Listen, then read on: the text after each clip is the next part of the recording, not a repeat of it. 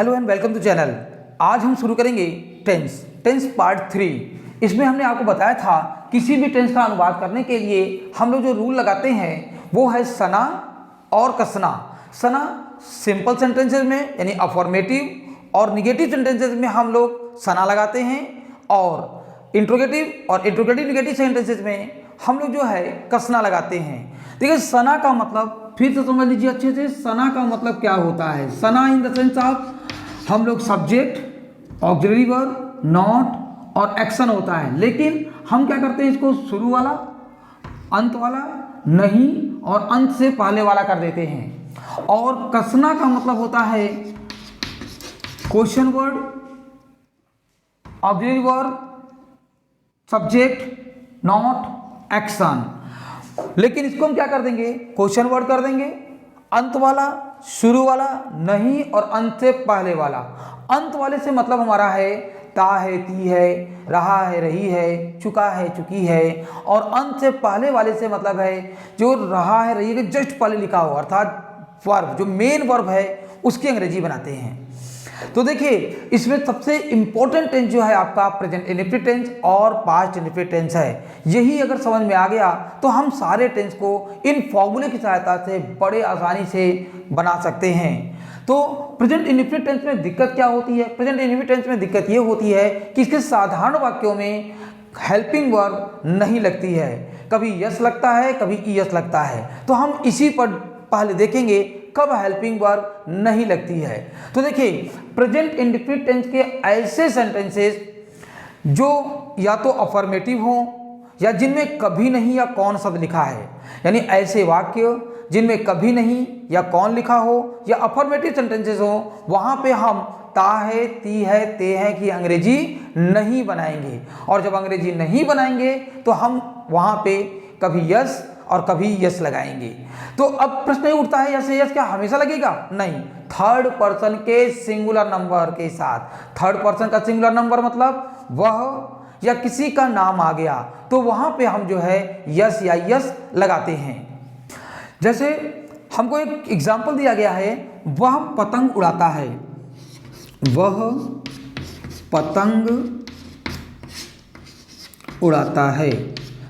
अनुवाद करते समय एक बार आप जो है पहले ये पहचानने का प्रयास करें कि कौन सा टेंस है। तो इसके अंत में ता है, ती है, ते है लिखा हुआ है। तो क्योंकि इसके अंत में ता है, ती है, ते है लिखा हुआ है, यानी कि प्रेजेंट इंडेफिनिट टेंस का वाक्य है।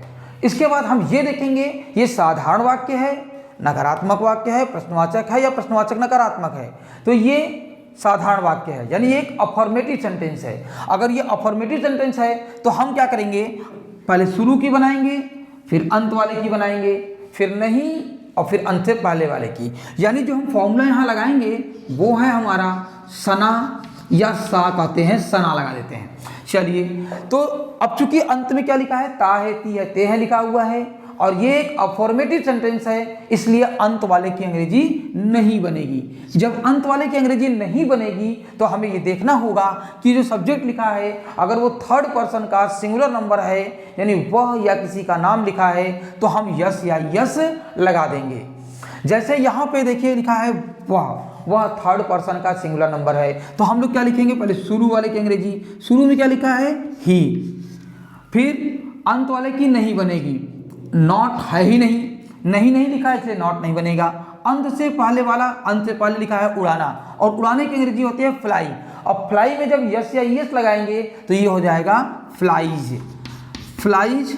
अब हम लिखेंगे पतंग की, अ काइट। देखिए क्या होता है कि ये जो कॉमन नाउन होते हैं, कॉमन नाउन हिंदी में जो है उसके पहले कभी कभी एक लिखा होता है, कभी नहीं लिखा होता है। लेकिन जब हम ट्रांसलेशन करते हैं और एक का सेंस आएगा तो वहाँ पे ए हम जरूर लगाएंगे। जैसे वह पतंग उड़ाता है, तो आप बताइए एक बार में कोई कितनी पतंग उड़ा सकता है? एक बार में केवल एक ही पतंग उड़ सकती है। क्यों? क्योंकि पतंग उधर उड़ती है जिधर हवा होती है। ऐसा नहीं होता कि हम जिधर चाहे उसको उधर उड़ा लें। तो पतंग जब हम अगर हवा हमारी मान लीजिए पूर्व की ओर चल रही है, यानी ईस्ट डायरेक्शन में है, तो हमारी पतंग उधर ही उड़ेगी। अब दोनों पतंग एक साथ नहीं उड़ सकती क्योंकि वो कट जाएंगी, अपने में ही लड़के कट जाएंगी। तो ऐसी स्थिति में क्या है, हम लोग जो है जो चीज एक बार में एक हो सकती है, जैसे वो पत्र लिखता है तो वो एक बार में एक पत्र लिखेगा, वो किताब पढ़ता है तो एक बार में एक किताब पढ़ेगा, वह साइकिल चलाता है तो साइकिल एक बार में एक चलाएगा। लेकिन वह खाना खाता है तो कोई भी व्यक्ति खाना जो है एक बार में एक खाना नहीं खाएगा, वो कभी एक चावल या एक दाल नहीं खाएगा, ठीक है ना, वो पूरा खाना मिला के खाएगा। अगर मिठाई रखी है तो उसको भी साथ में खा लेगा, कहीं बगल में भैया बैठा वो खा ना ले, ठीक है ना। तो कहने का मतलब ये है कि जब आपका सेंस एक का निकले, एक का सेंस निकले तो आप ए लगा देंगे, ठीक। तो जैसे यहाँ पे हमने दूसरा एग्जाम्पल लिया, मैं अपने भाई के साथ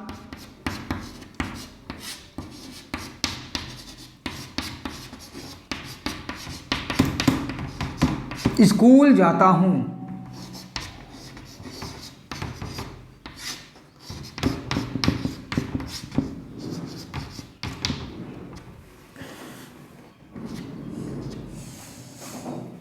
मैं अपने भाई के साथ स्कूल जाता हूं, तो इसका क्या हो जाएगा, पहले देखिए यहां से देखें तो ये प्रेजेंट इंडेफिनिट टेंस है, क्योंकि अंत में क्या लिखा है, ता है, ती है, ते हैं, यानी ताहू लिखा हुआ है।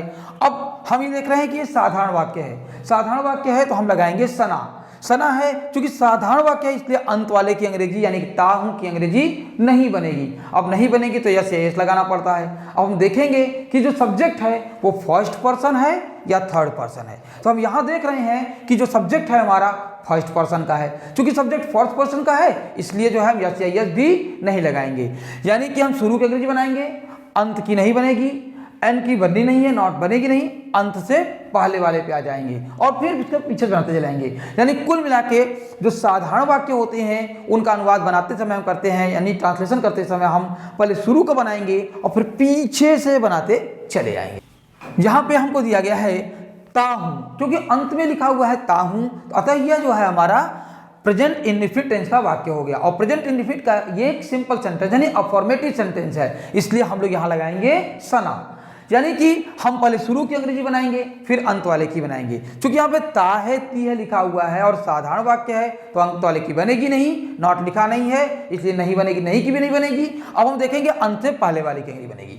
तो देखिए सबसे पहले मैं लिखा है तो हमने यहाँ बनाया आई, आई के बाद जो है हम लोग किसकी लिखेंगे, ता है की। तो ता है की अंग्रेजी क्या होती है, सॉरी जाने की अंग्रेजी क्या होती है, गो होती है। तो आई गो टू स्कूल। अब देखिए यहां पे हमने गो के साथ क्या लगाया है, टू लगाया है।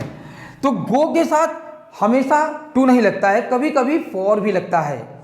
तो फॉर कब लगता है यहाँ पे, जब हम कोई काम किसी उद्देश्य से करते हैं, यानी अगर हम जैसे हम कहें कि वो टहलने जाता है, यानी वो टहलने जाता है, वो टहलने के लिए जाता है, तो के लिए का जब सेंस निकलेगा तो हम फॉर लगाएंगे, ठीक है। चलिए आई गो टू स्कूल विथ, साथ की अंग्रेजी क्या होती है, विथ माई ब्रदर, मैं है इसलिए अपने की अंग्रेजी होगी माई, वह होता हिज, वी होगा आवर। तो I go to school with my brother.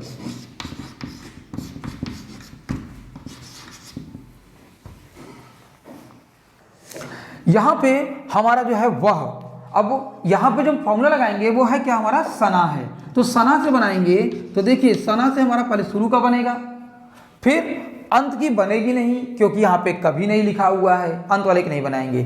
फिर क्या इसकी बनाएंगे हम लोग, अच्छा अंत वाले की नहीं बनाएंगे तो हमें यस या यस लगाना पड़ेगा, किसमें, मुख्य हेल्पिंग वर्ब में, सॉरी मेन वर्ब में, जो हमारी उड़ाना जो है उसमें लगाना पड़ेगा। और कभी नहीं की अंग्रेजी हम यहाँ नॉट लगाना, कभी नहीं लगा देंगे। चलिए क्या बनेगा, ही,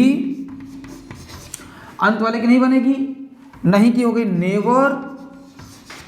अब अंत से पहले लिखा है उड़ाना, उड़ाने की अंग्रेजी होती है फ्लाई, चूंकि यह थर्ड पर्सन का सिंगुलर नंबर है, अंत वाले की अंग्रेजी नहीं बनी है, यस या यस लगा देंगे, he never flies a kite. देखिए नेक्स्ट एग्जांपल इसमें दिया है, तुम्हें पत्र कौन लिखता है। तो यहां देख रहे हैं हम, यहां लिखा हुआ है कौन, कौन, यानी अगर वाक्य में कौन लिखा है तो भी प्रेजेंट इंडेफिनिट और पास्ट इंडेफिनिट में अंत वाले की अंग्रेजी नहीं बनेगी, यानी ता है ती है की अंग्रेजी नहीं बनेगी। और थर्ड पर्सन का सिंगुलर नंबर है, यस या यस लगाएंगे तो ये हो जाएगा। और यहाँ तुम्हें लिखा हुआ है, अब चूंकि तुम्हें लिखा हुआ है इसलिए हम यस या यस नहीं लगाएंगे। देखिए यहाँ पे क्या लिखा है, ये तुम्हें, यानी क्या होगा, सेकंड पर्सन हो गया। तुम्हें पत्र कौन लिखता है तो हो जाएगा कौन। यहाँ पे सब्जेक्ट कौन है, सब्जेक्ट कौन है। देखिए कौन जो होता है वो प्रश्नवाचक शब्द होने के साथ साथ सब्जेक्ट का भी काम करता है। तो यही आपका जो है, अगर हम यहाँ पे जो लगाएंगे तो तुम्हें पत्र कौन लिखता है, तो यहाँ पे कसना लग जाएगा आपका। कसना के हिसाब से पहले क्वेश्चन वर्ड हो गया, क्वेश्चन वर्ड की अंग्रेजी क्या हो गई, हु। अब अंत वाले की अंग्रेजी, अंत में क्या लिखा हुआ है, ता है ती है, तो ता है ती है की अंग्रेजी बनेगी नहीं क्योंकि यहाँ पे कौन लिखा है। अब शुरू की अंग्रेजी, और शुरू वाला भी यही माना जाएगा, शुरू का मतलब होता है सब्जेक्ट, और सब्जेक्ट कौन है यहाँ पे, कौन है। जो तुम्हें अंग्रेजी पढ़ाता है या जो तुम्हें पत्र लिखता है, यहाँ पे पत्र लिखना है, जो तुम्हें पत्र लिखता है वही इसका सब्जेक्ट होता है। तो हु अब आ गया हमारा, नहीं तो नहीं है नहीं, अंत से पहले वाला, अंत से पहले वाला तो राइट, तो हु राइट्स, हु राइट्स। अब जो बच गए उनको लिख लीजिए। अब देखिए यहां बचा कौन, who writes a letter to you, who writes a letter to you, ये हो गया आपका। देखिए इस सेंटेंस में दिया है जैसे बगीचे से फूल कौन तोड़ता है, तो यहाँ कौन लिखा हुआ है तो हम लगाएंगे यहाँ पे कौन लिखा है तो कसना लगाएंगे। कसना में क्या होता है, पहले क्वेश्चन की लिखते हैं फिर अंत वाला शुरू वाला, तो यहाँ पे जो कौन है, कौन ही जो है क्वेश्चन वर्ड भी होता है और वही सब्जेक्ट का काम करता है। तो यहाँ से सबसे पहले हम बनाएंगे हु। फूल तोड़ना, देखिए फूल तोड़ने की होती है प्लक और लकड़ी तोड़ने की होती है ब्रेक, तो हु प्लक्स, क्योंकि ये थर्ड पर्सन का सिंगुलर नंबर है। Who plucks flower from garden,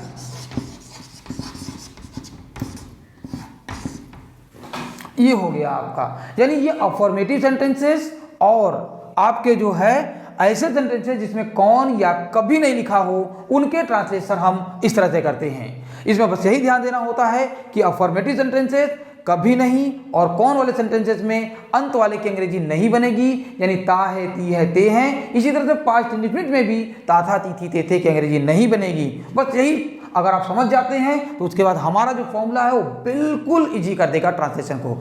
आइए बढ़ते हैं इसके निगेटिव सेंटेंसेज में और इंट्रोगेटिव सेंटेंसेज में। देखिए अब हम देखेंगे प्रेजेंट इंडेफिनिट टेंस के निगेटिव सेंटेंसेज। निगेटिव सेंटेंसेज में वही फॉर्मूला हमारा कौन सा लगेगा, सना लगेगा। सना का मतलब शुरू का, फिर अंत का, फिर नहीं और फिर अंत से पहले वाला। जैसे लिखा हुआ है मैं बाजार नहीं जाता हूं, तो मैं बाजार नहीं जाता हूं तो पहले शुरू का बनेगा मैं का आई, फिर अंत वाले का ता हूं, तो ता हूं की क्या हो जाएगी अंग्रेजी आपकी डू नॉट। देखिए ता है ती है की डज, बाकी जितनी है सबकी डू। इसमें अंग्रेजी आपको बस यही याद करनी है, ता है ती है की अंग्रेजी क्या होती है डज, और ता हूं ते हूं जो भी लिखा है ते हैं उसकी डू होती है। तो आई डू, फिर नहीं की बनेगी नॉट, अंत से पहले वाला गो, अब गो का टू लगा देंगे to market, I do not go to market.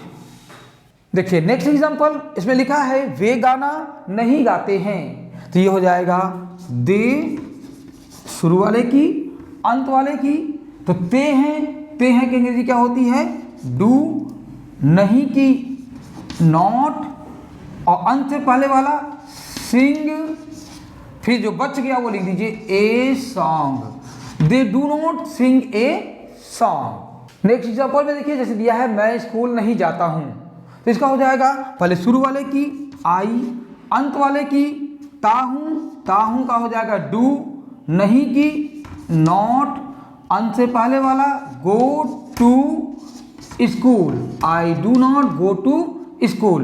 इस तरह से हम देखते हैं कि हम किसी भी निगेटिव सेंटेंस का ट्रांसलेशन बड़ी आसानी से इस फॉर्मूले से कर सकते हैं। अब हम देखेंगे इंट्रोगेटिव सेंटेंसेस। देखिए इंट्रोगेटिव सेंटेंसेस में जो हम लोग फॉर्मूला लगाएंगे वो है कसना। कसना का मतलब आपको बता चुके हैं हम, क्वेश्चन वर्ड अंत वाला, शुरू वाला, नहीं और अंत से पहले वाला। जैसे एग्जाम्पल देखिए, इसमें लिखा है क्या वह मंदिर में पूजा करता है। तो देखिए यहाँ पे हम लोग जो लगाते हैं तो क्वेश्चन वर्ड की अंग्रेजी पर लिखते हैं, लेकिन अगर क्या शब्द शुरू में लिखा हो, अगर क्या शब्द शुरू में लिखा हो तो उसकी अंग्रेजी नहीं बनाई जाती है। तो क्या की अंग्रेजी नहीं बनेगी। अब आ गया अंत वाला। अंत वाला कौन है? ता है। ता है की अंग्रेजी क्या होती है? डज। अब आएगा शुरू वाला। शुरू में क्या है? ही। फिर आता है नहीं, नहीं लिखा ही नहीं है तो नहीं बनाएंगे। अंत से पहले वाला वर्शिप। फिर इन द, जो बच गया उसको लिख देंगे इन द टेम्पल। अब हम देखेंगे जिसमें प्रश्नवाचक शब्द बीच में आ जाए। जैसे देखिए इस सेंटेंस में दिया गया है वे अपना काम कब पूरा करते हैं। तो सबसे पहले हम बनाएंगे प्रश्नवाचक शब्द की अंग्रेजी यानी क्वेश्चन वर्ड की अंग्रेजी व्हेन। फिर हम बनाएंगे अंत से पहले वाला, तो ते है कि डू। फिर शुरू वाला दे।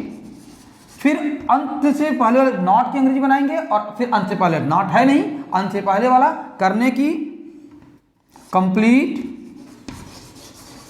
अब जो बच गया उसकी अंग्रेजी बना दीजिए दियर वर्क।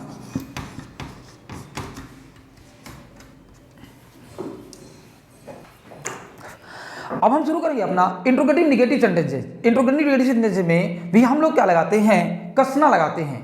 देख कसना, जैसा कि आप बता चुके हैं, कसना का मतलब होता है क्वेश्चन वर्ड, अंत वाला, शुरू वाला, नहीं और अंत से पहले वाला।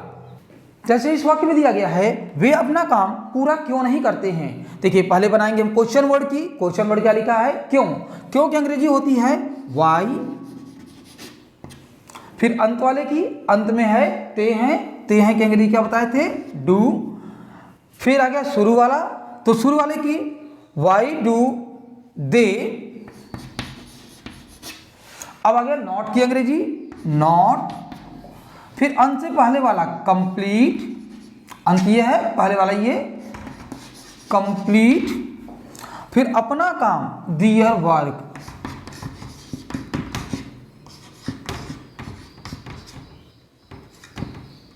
और यहां पे क्वेश्चन मार्क है। तो चलिए ये हो गया हमारा इंट्रोगेटिव निगेटिव सेंटेंस। यानी आपने देखा कि हम सना और कसना की सहायता से कितनी आसानी से ट्रांसलेशन कर सकते हैं, क्योंकि हमें ये बताते हैं कि किस नंबर पे किसको लिखना है और इससे आसानी से हम करते चले जाते हैं। अब हम अगले वीडियो में देखेंगे पास्ट इंडेफिनिट टेंस और future indefinite tense. Thanks for watching video. अगर वीडियो पसंद आई हो तो लाइक और सब्सक्राइब अवश्य करें।